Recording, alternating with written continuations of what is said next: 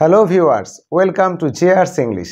আজকে আবার একটি নতুন ভিডিও নিয়ে এলাম এবং এই ভিডিওটি অবশ্যই স্পোকেন ইংলিশের উপরে।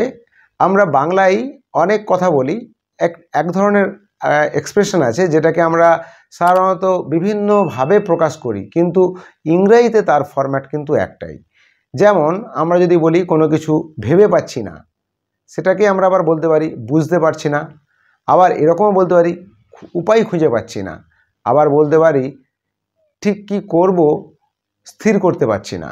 আবার এরকমও বলতে পারি যে আমাদের কি করা উচিত সেটা বুঝতে পারছি না।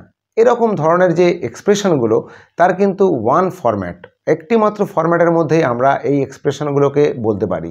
যেমন আমি কি করব ভেবে পাচ্ছি না, আবার আমি কি খাবো বুঝতে পারছি না, আবার আমি কি করব স্থির করতে পারছি না।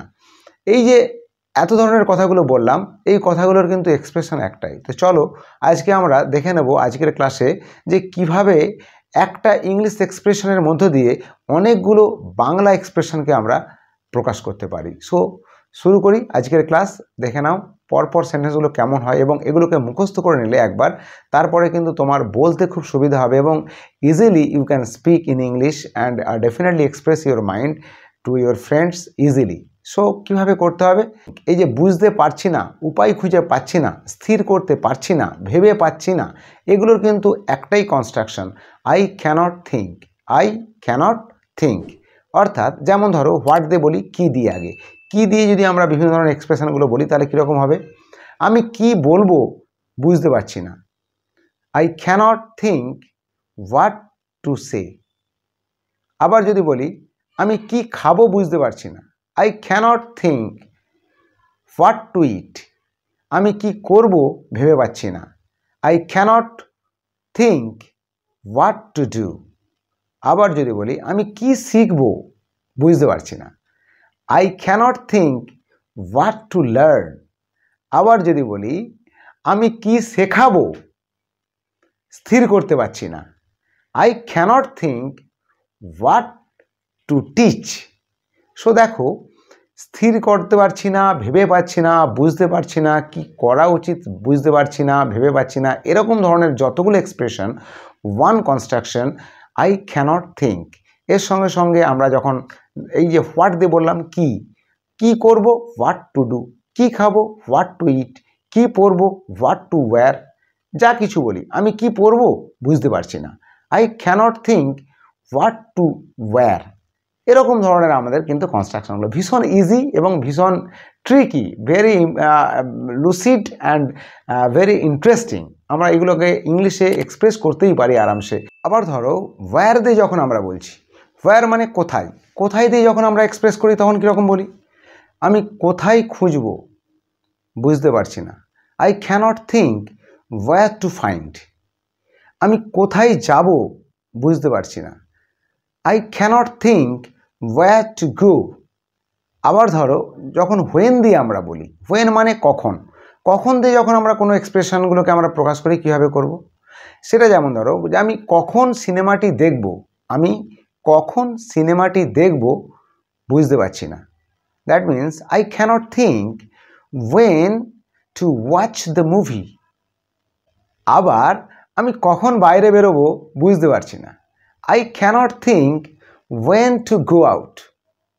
সো এগুলো ট্রিকি সেন্টেন্স, ভীষণ ইন্টারেস্টিং। এরকমভাবে এই ধরনের সেন্টেন্সগুলোকে যেমন হয়, এগুলো ধরনের সেন্টেন্স যত ইউজ করবে এই ফরম্যাটে বললেই কিন্তু তোমার এক্সপ্রেশন কারেক্ট। সো স্পোকেন ইংলিশের ক্ষেত্রে এগুলো কিন্তু খুব ইজিয়েস্ট একটা ফরম্যাট। এগুলোকে যত বেশি মনে রেখে ইউজ করবে in your daily life, then it will be fruitful to you and you can speak in English fluently. So আরও দেখো, যেমন ধরো আমি বলছি যে হোয়েন বললাম, হোয়াট বললাম, ওয়্যার বললাম, আবার বলতে পারি আমি যে হুম মানে কাকে, আমি কাকে ডাকবো বুঝতে পারছি না, I cannot think whom to call. আমি কাকে ডাকবো বুঝতে পারছি না। আবার বললাম আমি কাকে সাহায্য করব, I cannot think whom to help.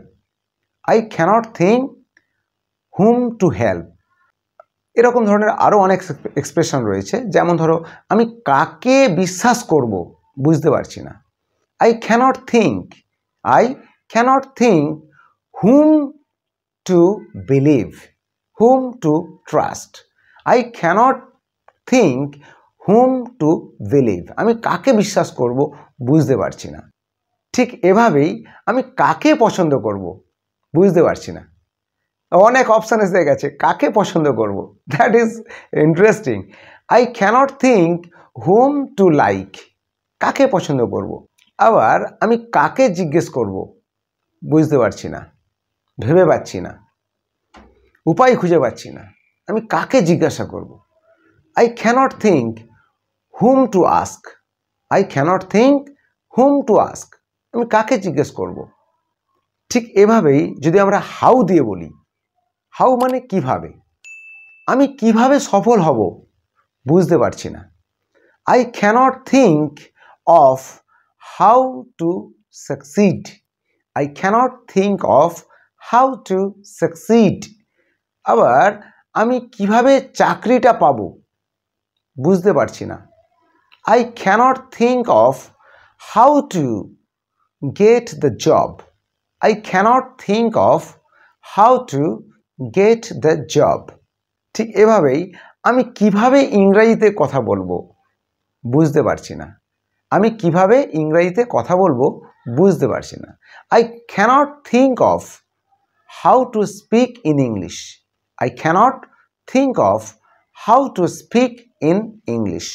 এইভাবে আমরা বুঝতে পারছি না বা ভাবতে পারছি না বা উপায় খুঁজে পারছি না বা কি করা উচিত বুঝতে পারছি না, এরকম ধরনের যে এক্সপ্রেশনগুলোকে আমরা আই ক্যানট থিঙ্ক এটা ইউজ করতে পারি এবং এটাকে ইউজ করে তার সঙ্গে WH ওয়ার্ড কিভাবে, কেমন করে, কাকে, কখন, কেন, কি, এই রকম ধরনের WHগুলোকে দিয়ে আমরা আমাদের মনের বিভিন্ন ধরনের যে এক্সপ্রেশনগুলোকে আমরা প্রকাশ করতে পারি ভীষণ ইজিলি।